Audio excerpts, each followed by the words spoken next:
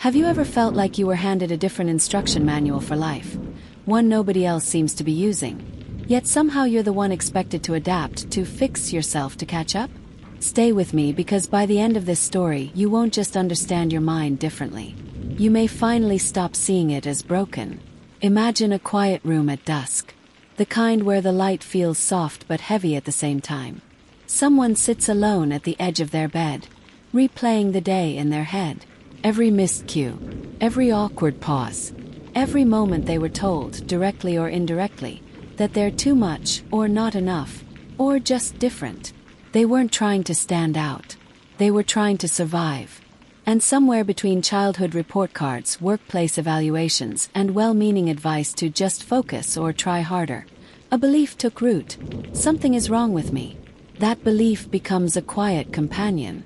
It follows them into relationships, into jobs, into moments of rest that never quite feel restful.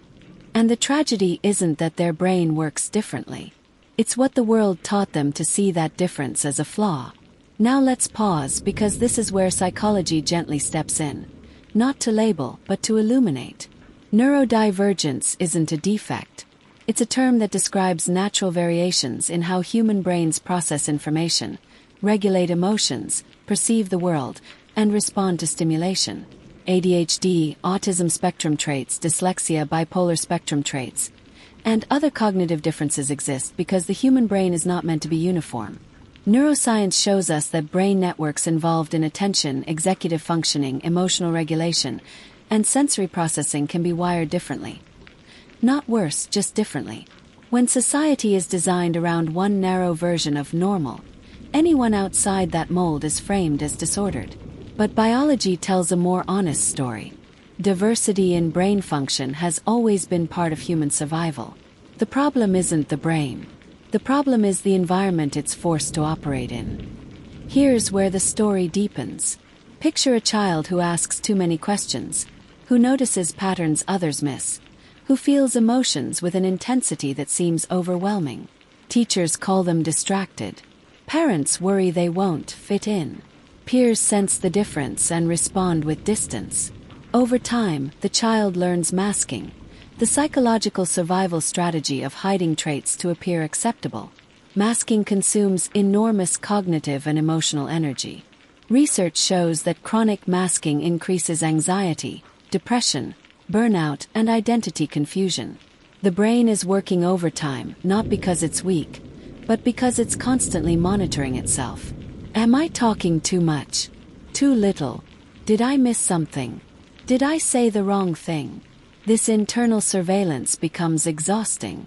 And yet, from the outside, people say, "But you're doing fine." They don't see the cost. Now let me tell you something that rarely gets said out loud. Many neurodivergent brains possess strengths that neurotypical systems quietly depend on. Hyperfocus, the ability to sustain deep attention on meaningful tasks, is not a flaw. It's the same neural mechanism that fuels innovation, creativity, and mastery. Heightened emotional sensitivity isn't weakness. It's advanced emotional perception. Pattern recognition, divergent thinking, intense curiosity, originality, moral clarity. These traits emerge again and again in neurodivergent individuals. Neuroscience links these strengths to differences in dopamine regulation, default mode network activity, and sensory integration. In other words, the same brain wiring that creates challenges in rigid systems also creates brilliance in flexible ones. And here comes the moment most people don't expect, the turning point. Many adults don't discover they're neurodivergent until later in life. A diagnosis doesn't suddenly change who they are, but it changes the story they tell themselves. Suddenly, decades of shame reframed into understanding. I wasn't lazy. My brain struggles with task initiation. I wasn't overly sensitive. My nervous system processes emotion more intensely. This is not an excuse, it's context. And context is everything in psychology. When you understand why your brain does what it does, self-compassion becomes possible. And self-compassion isn't softness. It's a regulation.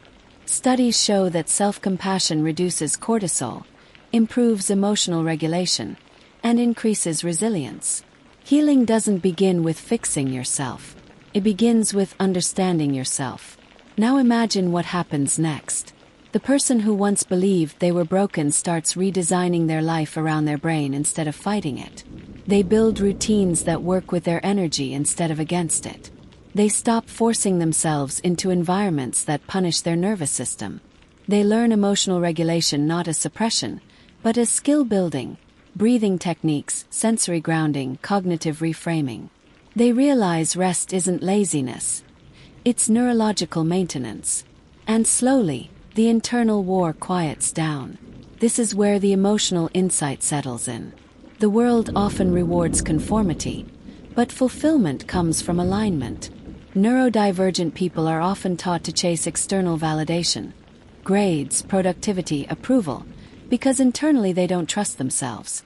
But awakening happens when they realize their worth was never conditional on functioning like everyone else.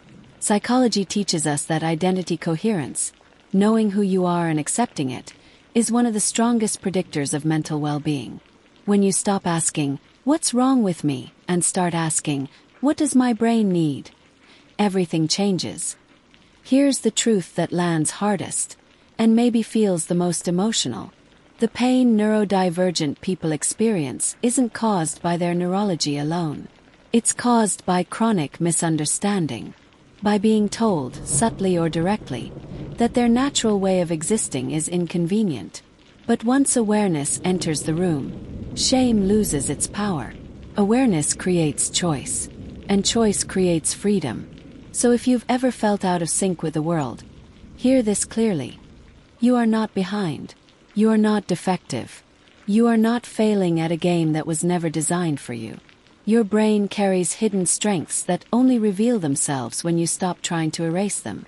Understanding your mind is not just self-knowledge. It's self-respect.